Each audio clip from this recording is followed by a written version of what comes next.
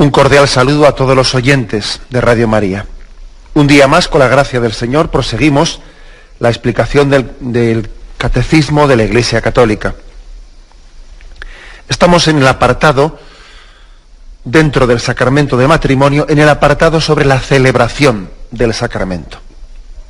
Habíamos explicado el punto 1621 y hoy continuamos a partir del punto 1622.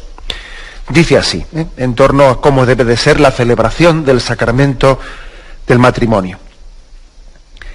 En cuanto gesto sacramental de santificación, la celebración del matrimonio debe ser por sí misma válida, digna y fructuosa. Por tanto, conviene que los futuros esposos se dispongan a la celebración de su matrimonio recibiendo el sacramento de la penitencia. Bueno, pues por partes, ¿no? Como solemos intentar hacer, desgranando el contenido de cada punto del catecismo. El matrimonio es un gesto sacramental que nos santifica, que santifica al esposo y a la esposa y les capacita para amarse en Cristo y para amarse con el amor de Jesucristo. Por eso, como es un gesto sacramental de santificación, el catecismo, recogiendo un texto de la encíclica Familiaris Consortio, el punto 67, dice que debe de ser esta celebración válida, digna, fructuosa. ¿Por qué hace esa triple distinción de válida, digna, fructuosa? Nos podía parecer pues un poco redundante, ¿no?, de decir esos tres términos, pero no, cada uno de ellos pone un matiz. La celebración del matrimonio tiene que ser válida, porque sabéis que esto vamos a tener ocasión en los próximos días, cuando se habla del consentimiento matrimonial, etcétera, ¿no? Vamos a tener ocasión de analizarlo y de estudiarlo y de entender también lo que es la nulidad matrimonial. ¿Por qué en alguna ocasión, aunque sea una cosa pues muy excepcional, ciertamente la Iglesia habla de nulidad matrimonial? Porque ha podido haber tal defecto a la hora de contraer el matrimonio que ha podido haber motivo de invalidez. Por eso dice aquí que tiene que ser válida, porque si por ejemplo una persona que va a casarse pues no tiene la libertad necesaria ante ese acto que va a hacer, porque está coaccionada, pues porque están, por ejemplo, obligándole a dar ese paso en su familia, o no tiene la capacidad necesaria, porque igual está en un momento en el que no tiene la plena capacidad psicológica, pues porque está bajo el influjo de una seria depresión, por poner un ejemplo, ¿no? Está bajo el influjo de los efectos de una seria depresión, otra serie de condicionantes que no le permiten tener esa capacidad, o no tiene la conciencia que debe de tener en el paso que está dando, ¿no? Es decir, hay motivos que pueden robar, que pueden limitar la debida libertad y conciencia en el paso que se está dando, ¿no? Y eso pues podría ser una causa de invalidez. Bueno, pues entonces por eso dice que el matrimonio tiene que ser, en primer lugar, válido, dándose las condiciones para ello. Como digo, hoy no vamos a meternos en esto. Habrá próximos programas en los que se hable con detenimiento de qué condiciones son esas para la validez matrimonial, para que el consentimiento matrimonial sea auténtico y verdadero, ¿no? Pero aparte de válido, tiene que ser también digno. Porque, por ejemplo, puede ser válido para que sea válido un matrimonio, ¿es necesario que la persona que se casa esté en gracia de Dios? Pues no. Puede ser que alguien esté en pecado mortal y sin embargo se esté casando válidamente. Pero claro, la Iglesia no se conforma con la validez, quiere también que aparte de la validez haya también dignidad. Como os podéis imaginar, esto que acabo de decir, que igual a uno le puede haber confundido un poco, es que tiene que ser necesariamente así, ¿no? Porque si resulta que si una persona se casa estando en pecado, no estando en gracia de Dios, si eso es motivo de invalidez, bueno, pues aquí es que, claro, tendríamos un lío tremendo sobre la validez de un matrimonio. Un matrimonio, no, claro, un sacramento como el del matrimonio no puede tener supeditada su validez al grado de gracia con el que esté la persona que lo recibe. Porque claro, si no sería un lío tremendo, ¿no? El sacramento es válido, aunque el que lo reciba esté en pecado. Claro, es válido, ¿eh? De lo contrario, fijaros lo que sería, pues si la Iglesia tuviese que estar estudiando si este estaba o no estaba en gracia de Dios, si tenía o no tenía pecados graves, para ver si su matrimonio era o no era válido. Bueno, menudo lío sería eso, claro. El sacramento es válido, pero a la Iglesia, que es madre, no le vale. O sea, no, mejor dicho, no se queda satisfecha, ¿no?, únicamente con un sacramento válido. Quiere que además de ser válido sea digno. Y para recibir dignamente, ¿no?, un sacramento, pues uno debe de estar en gracia de Dios. Además de válido, debe ser digno, ¿no? Y tenemos que prepararnos, pues dignamente, ¿no?, a recibirlo. Pero además da un tercer paso: válido, digno y fructuoso.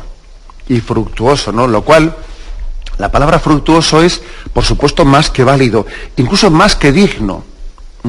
La palabra fructuoso quiere decir que uno se ha acercado a recibirlo, pues no con un mínimo, no buscando un mínimo, ¿no?, sino de una forma devota, intensa, entregada, en confianza con la gracia de Dios, buscando no unos mínimos, ¿no?, sino buscando una colaboración activa y una plena disposición de apertura a la gracia, adentrándose en este camino, pues confiando que es el camino que Dios tiene reservado para mi santificación, que Dios quiere que me santifique por este camino, pidiendo a Jesucristo que esté presente en nuestra vida, que Él presida nuestro matrimonio. Claro, esto ya es distinto, ¿no? Esto ya no es únicamente algo válido, o no es algo que sea únicamente digno, es que es más, es que ya es fructuoso, es decir, es permitir que Jesús lleve las riendas de nuestra vida, lleve las riendas de nuestro matrimonio, de nuestra familia, es otra cosa. Por lo tanto, de las tres condiciones, las tres tenemos que sumarlas, ¿eh? Las tres. Debe de ser la celebración válida, digna, fructuosa. Bien, por eso dice, conviene que los futuros esposos se dispongan a la celebración de su matrimonio recibiendo el sacramento de la penitencia. Es muy importante, ¿no?, el sacramento de la penitencia recibido, pues primero con asiduidad, ¿no? La Iglesia nos aconseja a todos que nos confesemos con asiduidad en nuestra vida. Pero es verdad también que hay momentos determinados, pues que son especialmente importantes en la vida. Pueden ser momentos litúrgicos, especialmente importantes. Pues eso, ¿no? Pues imaginaros lo que es la preparación de la Pascua, de la Navidad. Hay momentos litúrgicos especialmente importantes. También hay momentos en nuestra vida especialmente importantes, ¿no? Y también hay momentos sacramentales que así especialmente lo aconsejan. Acordaros de aquel texto, Mateo 5:23. Dice, si cuando te acercas al altar, si al acercar a ofrecer tu ofrenda al altar no te acuerdas de que tienes algo, de que tu hermano tiene algo contra ti, o tienes algo, ¿no?, contra él, deja primero tu ofrenda antes de presentarla, vete a reconciliarte y luego vuelve al altar, ¿no? También podríamos hacer una aplicación de este texto a lo que es el sacramento de la penitencia, previamente recibido, antes del sacramento del matrimonio. Qué poco sentido tiene, ¿no? Pero qué poco sentido tiene el hecho de que en el matrimonio se emplee tantos esfuerzos y tanta fuerza, pues, y tanta dedicación a los preparativos externos, de una manera desproporcionada, ¿no?, comparando con lo que dedicamos a los preparativos internos. A veces yo, conversando con los novios, les he solido decir, ¿no?, mira, si dedicásemos una 10ª parte del tiempo a la preparación interior, la 10ª parte del tiempo que dedicamos, que si las invitaciones, que si cómo nos colocamos en el banquete, que si dónde ponemos las tarjetas de invitación, que si este viene o no viene, dónde se aloja este, qué regalito vamos a repartir después, qué regalito para los hombres, qué regalito para las mujeres, que esto, que otro, el vestido, cómo viene, cómo lo viene, a dónde vamos, vete a la agencia de viajes, venga, reserva esto, lo otro. Vamos, si dedicásemos la 10ª parte, ¿qué digo yo la 10ª parte, no?, de ese esfuerzo y ese tiempo, la preparación interior, vamos, seríamos santos de altar, canonizables. Hay una desproporción muy grande entre el fondo y las formas. A veces ocurre en nuestra sociedad que se preparan las bodas y los matrimonios, especialmente en su aspecto más exterior, más externo, como si alguien estuviese sacando brillo a la carrocería de un coche, sacándole brillo meticulosamente, ¿no?, fijándose en el más mínimo aspecto, ¿no?, sacándole brillo a la carrocería de un coche al que se le ha olvidado ponerle el motor para que ande. Y dice, no, pero hombre, ¿de qué te sirve que un coche tenga tanto brillo si no tiene motor para andar? ¿De qué te sirve? Pues bueno, yo creo que esta denuncia hay que hacerla hoy en día. Tenemos que hacerla porque hay una gran desproporción entre el cuidado de lo exterior y el cuidado de lo interior. Una gran desproporción. Y creo que el Señor, pues al igual que hizo a través de los profetas aquella denuncia, ¿no?, en el Antiguo Testamento, este pueblo me honra con sus labios, pero su corazón está lejos de mí. Pues también hoy nos hace esa denuncia profética, ¿no? Este pueblo me honra con sus formas exteriores, pero su corazón está lejos de mí. Quizás ha estado en muchas tiendas y ha estado dedicando mucho tiempo a elegir un traje de novia, a hacerse las pruebas, a ver cuál le queda mejor. Incluso igual ha viajado hasta otras ciudades para ver si en otro sitio tienen un traje que le caiga mejor. Y no se ha preocupado de confesarse y de estar en gracia de Dios. Puede tener un traje exterior reluciente e interiormente estar, perdonadme por la palabra, pero interiormente puede estar putrefacto.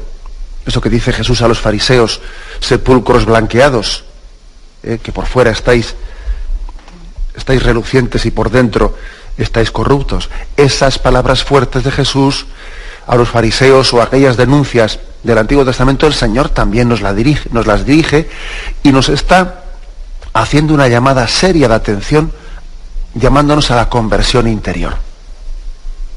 Llamándonos a la conversión interior. Por eso dice aquí la importancia, la gran conveniencia de acercarse a recibir el sacramento de la penitencia antes de recibir el sacramento del matrimonio. Primero, por recibirlo en gracia de Dios, porque todo sacramento, para que sea recibido pues digna y fructuosamente, pues debe ser recibido en gracia de Dios. Ojo, no solo hay que estar en gracia de Dios para comulgar, también hay que estar en gracia de Dios para recibir el resto de los sacramentos. Sería un error pensar, bueno, pero como en esta boda no han comulgado, hombre, el no comulgar, la verdad es que se agradece, porque por lo menos es un signo de conciencia, de indignidad, ¿no?, por parte del que dice, no voy a comulgar porque no estoy preparado. Pues bueno, se agradece ese signo un poco de sensibilidad. Pero es que tengamos en cuenta que hay que estar en gracia de Dios, no solo para comulgar, también para recibir el sacramento del matrimonio hay que estar en gracia de Dios, que también es un sacramento, al igual que la Eucaristía. Pero es que además también, aparte de esta importancia a la que me refiero, de confesarse para recibir el matrimonio en gracia de Dios, también recordad que nosotros hablamos de que en ese sacramento se casa el hombre en Cristo. Y creo que es muy importante que procuremos morir al hombre viejo para que sea el hombre nuevo el que comience una nueva vida. El matrimonio es la bendición de Cristo para comenzar una nueva vida. Acordémonos también que en ese momento abandona el hombre a su padre y a su madre para formar una nueva familia. O así debería de ser, ¿verdad?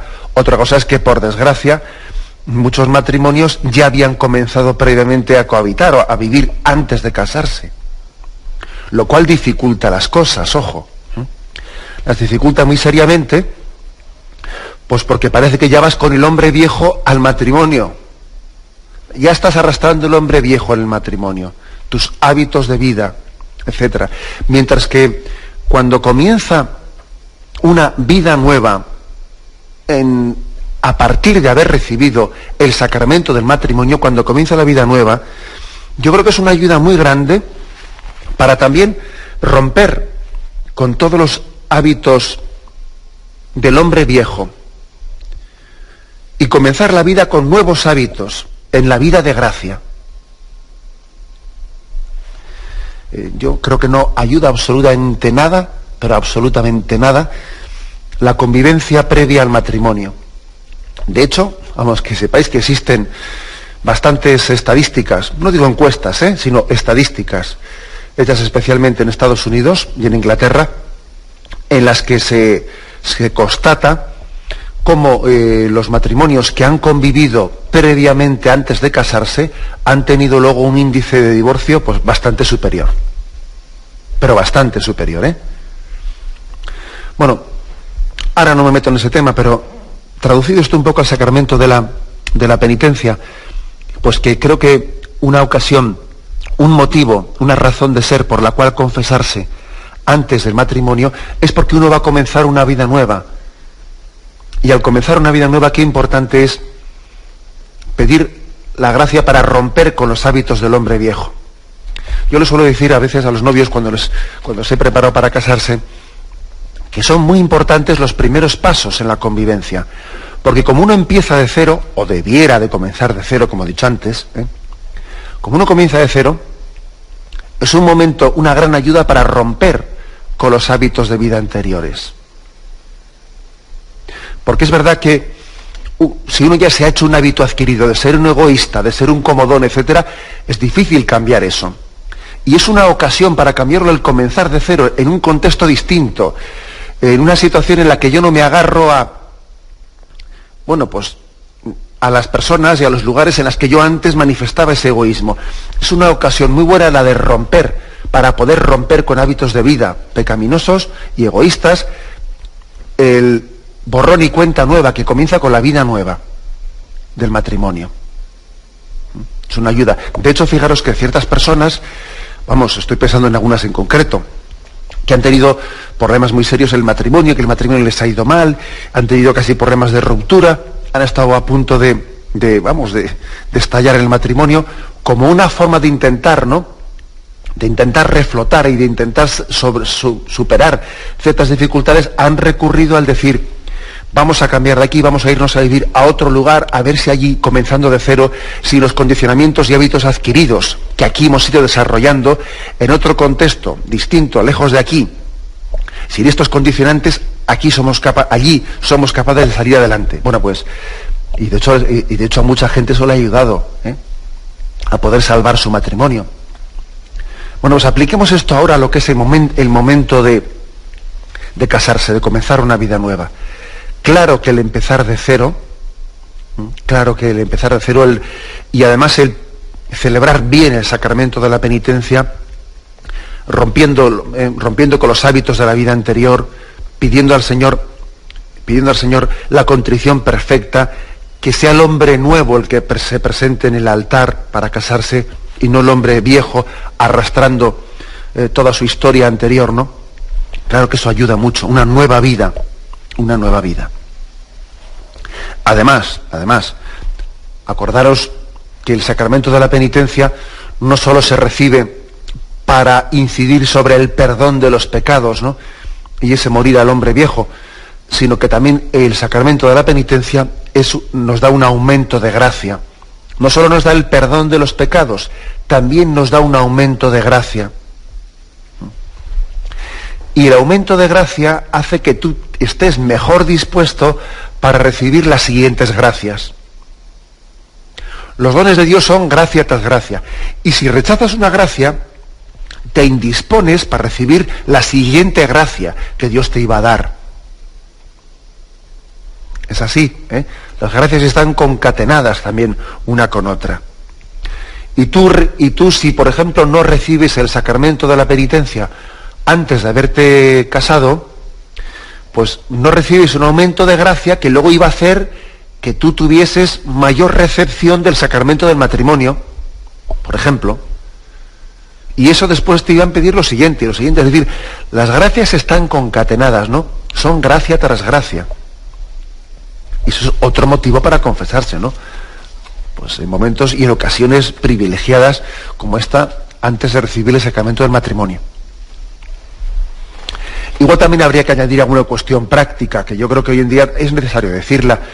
Pues estamos en un momento en el que un sacerdote, cuando va a confesar pues a una pareja antes de casarse, pues un sacerdote tiene que pensar que muy probablemente esos novios llevarán igual, por desgracia, llevarán mucho tiempo, muchos años sin confesarse. Es muy probable que eso sea así. Como lo digo probable, porque es que basta ver, pues estadísticamente, el alejamiento que ha habido de la confesión, ¿no? Por desgracia. Y creo que es muy importante que el sacerdote eche una mano, ¿no? Eche una mano a esos novios para ayudarles a examinar su conciencia, porque ellos pueden tener ciertas dificultades, ya no de fe, sino ya dificultades prácticas de cómo se confiesa uno. Pues cómo lo hago, porque uno dice, yo cuando era pequeño pues me confesaba que si le había cogido chocolate a mi madre y ahora ya no sé ni cómo confesarme. Es que por desgracia uno escucha con frecuencia esas cosas, y entonces es que creo que es de gran ayuda que un sacerdote facilite el camino, ayudándoles a los novios, proponiéndoles pues una ayuda concreta en el entorno de una confesión, de una conversación en la que le repase los mandamientos y vea qué aspectos concretos entran dentro de cada uno. Porque es que a veces yo me ha tocado con frecuencia pues hacer estas confesiones y te dicen los novios, es que yo no sé si tengo pecados, Bueno, le ayudas a hacer el examen de conciencia, vas mandamiento por mandamiento, y termina él diciendo, anda, pues si yo no me había dado cuenta que tenía pecados en todos los mandamientos, O sea, es que es fuerte decirlo, pero hemos llegado a un grado de secularización en la que entre nosotros puede haber personas que tengan, sí, un corazón cristiano, pero tengan tal falta de formación, tal falta de conciencia de las cosas, que ese corazón cristiano tiene que ser muy acompañado, porque si no podría caminar a ciegas, dando palos de ciego, sin saber exactamente en qué examinarse, a qué darle importancia, etcétera, etcétera. Creo que pues como cuestión práctica, esas confesiones previas al sacramento del matrimonio tienen que ser muy cuidadas por nosotros los sacerdotes, ¿no? Muy cuidadas. No quitándoles importancia, haciéndolo de cualquier manera, no, sino con una acogida y también intentando que no sea justo a la víspera, porque yo creo que también hay demasiados nervios y demasiadas cosas en la cabeza de alguien que se va a casar, ¿no?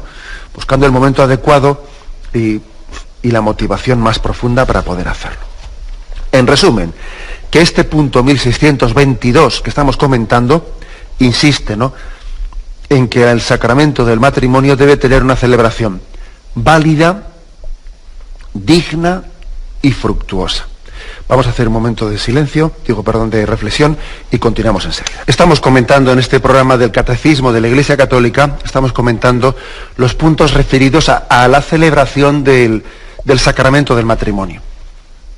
El punto 1623, en el que entramos ahora, dice así: en la Iglesia latina se considera habitualmente que son los esposos quienes, como ministros de la gracia de Cristo, se confieren mutuamente el sacramento del matrimonio, expresando ante la Iglesia su consentimiento. En las liturgias orientales, el ministro de este sacramento, llamado coronación, es el sacerdote o el obispo, quien, después de haber recibido el consentimiento mutuo de los esposos, corona sucesivamente al esposo y a la esposa en señal de alianza matrimonial. Bueno, aquí hay un matiz. Acordaros que este catecismo nuestro es el catecismo de la Iglesia Católica, no únicamente del rito latino, sino de todos los ritos que están en obediencia y en comunión con el Papa. Hay, por lo tanto, diversos ritos orientales, las liturgias orientales, que están plenamente también recogidas, todas sus tradiciones, dentro de este catecismo. Por eso aquí se hace una distinción. Se dice que en nuestra Iglesia latina,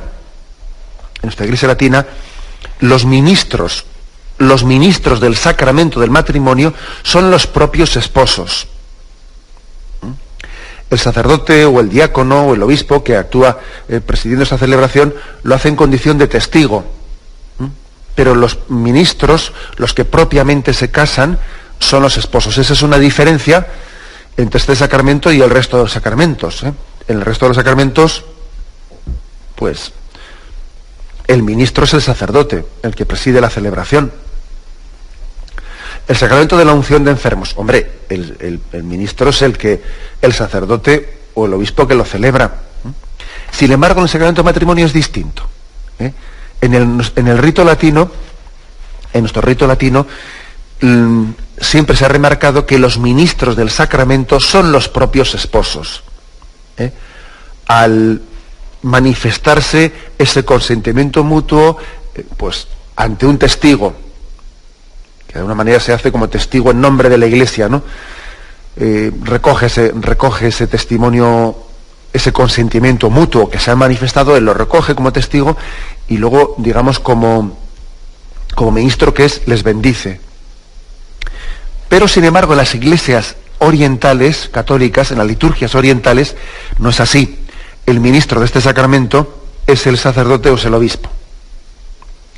Y se le llama, porque él después recoge el consentimiento y hace lo que se llama la coronación. Vamos a hablar un poco de esto de la coronación, porque los que formamos parte de la Iglesia latina, católica, pues nos suena un poco esto. Bueno, igual lo hemos visto en algún reportaje o en algún viaje que hayamos podido hacer a lugares de Oriente, hemos podido asistir a alguna boda oriental, pero vamos, pues lo más probable es que no lo conozcamos, que es ese rito de la coronación de los esposos, ¿no?, que se hace en las iglesias orientales. Bueno, primero hay que decir una cosa, y es que, pues, hasta el siglo IX, pues la Iglesia no es que tuviese un rito propio del matrimonio separado de la liturgia eucarística. Incluso en las iglesias orientales era así. Sencillamente, después del matrimonio civil, la pareja cristiana participaba en la Eucaristía. Y entonces, en esa Eucaristía, sellaba el sello sacramental del matrimonio. Pero, aunque fuese así, digamos, ya desde el siglo IV, el sacramento, después de la Eucaristía, era solemnizado por un rito de coronación, que se hacía durante la liturgia eucarística. Los novios se casaban por civil, luego iban a la iglesia, asistían a la Eucaristía era su comunión, la común unión entre ellos, y luego realizaban el rito de la coronación, al terminar la misa o durante ella. ¿Qué es esto del rito de la coronación? No es, ni mucho menos, como algunos han dicho, una especie de supervivencia de los rituales paganos. No es cierto. Es un simbolismo muy bíblico. La corona, signo tradicional de victoria en las competencias, las competiciones de los atletas, es en el Nuevo Testamento el signo de la victoria de la vida sobre la muerte. San Pablo escribe aquello de corred para conquistar el premio. Todo atleta se somete a una estricta disciplina para obtener una corona perecedera, pero nosotros lo hacemos para obtener una corona imperecedera. San Juan Crisóstomo ve en las coronas del matrimonio un símbolo de victoria sobre una sexualidad irrefrenada, esclavizada por el pecado, ¿no? Es una corona de victoria sobre esa deformación, y más bien es una corona de victoria porque integra la sexualidad en el amor. La corona en el Nuevo Testamento es igualmente, pues, la recompensa divina a la rectitud, al obrar con rectitud. Acordaros de aquel pasaje de 2 Timoteo 4. He combatido bien, he combatido hasta el final el buen combate. He terminado mi carrera, he guardado la fe. y he aquí que ahora se prepara para mí la corona de justicia. Y cuando aparezca el jefe de los pastores, recibiréis la corona de gloria que no se marchita. Dice también Primera de Pedro 5:4. Es evidente que la corona de victoria y de inmortalidad pertenecen ante todo a Jesucristo, crucificado y resucitado, ¿no? Él tiene esa corona de victoria. Por esta razón la Iglesia utiliza, pues, en su oficio divino, algunos versículos del Salmo 21, ¿no? Pusiste en sus cabezas coronas de piedras preciosas. Es un salmo de glorificación del rey y de la reina, que a veces ha sido leído pues con este sentido mesiánico de que Cristo es coronado. El Salmo 8 también aparece este versículo que el presbítero cita en la bendición a los esposos. No estoy hablando de la liturgia católica oriental. Lo hiciste al hombre apenas inferior a los ángeles, lo coronaste de gloria y dignidad. Todo el Salmo pues es un himno a la dignidad del hombre, rey de la creación, que es coronado. De aquí que viene esa ceremonia de la coronación que se hace en la Iglesia Católica de rito oriental. Pues los mejores testigos de la victoria de Cristo sobre la muerte son los mártires. Acordaros que sobre ellos la muerte no tiene poder, ya que recibieron sus coronas, según leemos en el libro del Apocalipsis. Los mártires recibieron la corona de la inmortalidad. Sé fiel hasta la muerte y te daré la corona de la vida, dice Apocalipsis 2:10. Incluso en el arte cristiano antiguo, los mártires son representados con coronas, que se pone sobre ellos como signo de victoria sobre la muerte. Bueno, pues bien, por eso en las liturgias orientales los mártires son mencionados durante el rito de la coronación a los esposos. Pues porque esa imagen de que en medio de las cruces también del matrimonio, que también existen cruces en el matrimonio, por supuesto, también Cristo corona la cruz con la gloria. Sin cruz no hay gloria, y sin cruz en el matrimonio tampoco no hay coronación. Es la aceptación de llevar la cruz para participar en la victoria de Cristo. Bueno, pues es el amor humano del hombre y la mujer, es proyectado al mundo venidero, es coronado, como los mártires y los santos, ¿no? Todo esto es lo que más o menos viene a significar ese rito de la coronación. Después de la lectura, se hace en esas liturgias orientales la lectura de San Pablo, la carta a los Efesios, capítulo 5, donde habla del amor del marido y de la mujer. Es su gran misterio con respecto al de Cristo y a su Iglesia. También se lee el Evangelio de las bodas de Caná y el Salmo nuncial, el Salmo 128.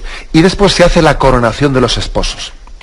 El sacerdote, el presbítero, une las manos del novio y de la novia y les guía, agarrados de la mano los tres, les guía en una procesión circular por 3 veces, es decir, se dan 3 vueltas alrededor del púlpito, donde está la palabra, el Evangelio. Se dan 3 vueltas agarrados de la mano alrededor de él. Evidentemente, así como para los anillos, el círculo es el símbolo de la eternidad. El círculo siempre se ha representado, ha sido signo de la eternidad. Y al dar esas vueltas circularmente, se está proclamando que el matrimonio es un compromiso permanente, que es indisoluble, hasta que la muerte nos separe. Es el signo de la eternidad. Bueno, pues este es el rito tan hermoso, el rito de la coronación que se hace. Luego se hacen 3 cantos. En la liturgia oriental se le llaman troparios. Son 3 cantos, 3 antífonas, que como os digo tienen nombre de troparios. Alégrate, Isaías, dice el primero. La Virgen concibió y dio a luz al Hijo Emmanuel, Dios y hombre. Oriente es su nombre. Al glorificarlo exultamos a la Virgen.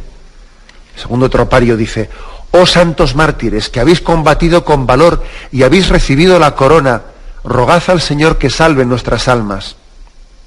El tercero: gloria a ti, oh Cristo Dios, fuerza de los apóstoles y gozo de los mártires, que proclamaron la Trinidad indisolublemente en un solo Dios. Bueno, pues estas 3 antífonas, troparios, que se llaman en las liturgias orientales, resumen la enseñanza bíblica sobre el matrimonio.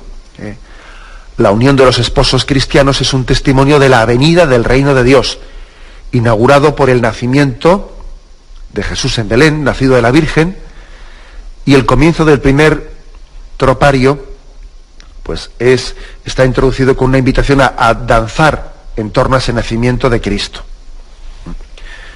Bueno, pues esta es la hermosura de la celebración en el rito oriental. Me he detenido un poco en ella porque aquí el catecismo la cita y, como es lógico, nosotros la desconocemos más. Se hace el rito de la coronación. Se les corona a los esposos, se les corona al mismo tiempo que ellos dan 3 vueltas unidos de la mano en torno al Evangelio, a esa nueva vida, a ese mensaje nuevo del nacimiento de Cristo.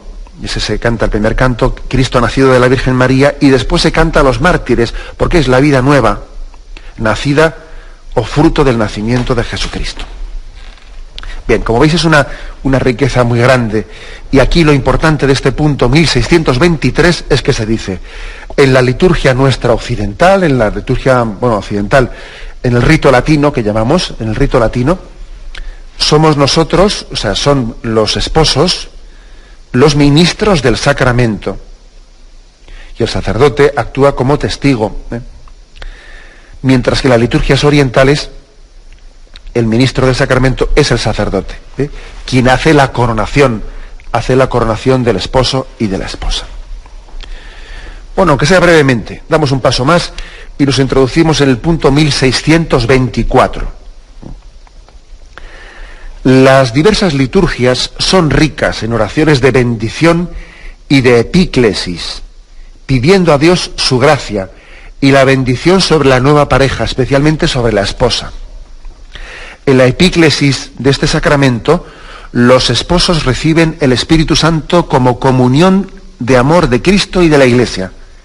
El Espíritu Santo es el sello de la alianza de los esposos, la fuente siempre generosa de su amor, la fuerza con que se renovará su fidelidad. Bueno, ¿a qué se refiere esto de la epíclesis? Acordaros que tuvimos ocasión de explicar de que en todos los sacramentos hay un momento que se llama de epíclesis, que es la invocación del Espíritu Santo para que con su fuerza nos transforme, ¿no?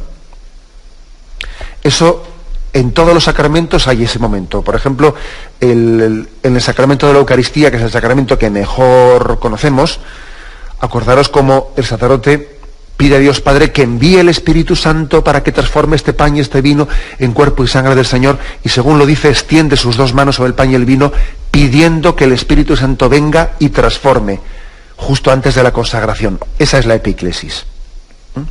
En todo rito sacramental, de todos los sacramentos, hay un momento de epíclesis. Bien, también la hay en el sacramento del matrimonio. ¿Qué momento es ese? Pues bueno, nosotros también, como es lógico, en las liturgias orientales, pues tiene sus propios ritos, ¿no? Nosotros, especialmente después de la oración del Padre Nuestro, después, omitiendo lo que solemos hacer en las Eucaristías, después del Padre Nuestro, sabéis que continúa, líbranos, Señor, de todos los males y concédenos la paz en nuestros días. Bien, se omite eso, y omitiendo eso se introduce una oración de bendición y de epíclesis sobre los esposos. Bueno, pues se invita a los esposos a recibir esta oración de bendición. Los esposos se acercan al altar, si no están ya cerca allí, o permanecen, o se arrodillan quizás, dependiendo, y el sacerdote con las manos juntas invita a los presentes a orar. Por ejemplo, dice aquí, ¿no? Estoy leyendo el ritual del sacramento del matrimonio. Queridos hermanos, roguemos humildemente al Señor que derrame la gracia de su bendición sobre estos hijos suyos, que acaban de contraer matrimonio en Cristo, y a los que unió en santa alianza, los haga perseverar en un mismo amor. Y entonces el sacerdote, con las manos extendidas sobre los esposos, pronuncia una bendición en la que se pide que el don del Espíritu Santo les una, les haga un solo corazón, una sola alma.